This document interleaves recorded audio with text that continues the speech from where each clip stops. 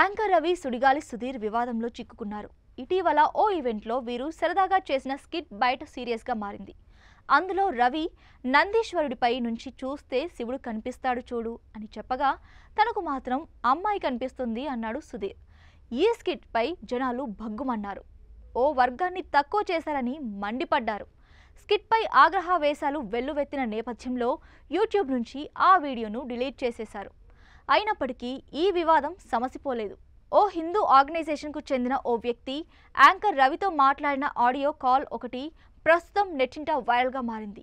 మీ skit హిందువులను కించపరిచేలా ఉంది, హిందూ సమాజానికి క్షమాపణలు చెప్పాల్సిందే అని సదరు వ్యక్తి యాంకర్ రవిని డిమాండ్ చేశాడు.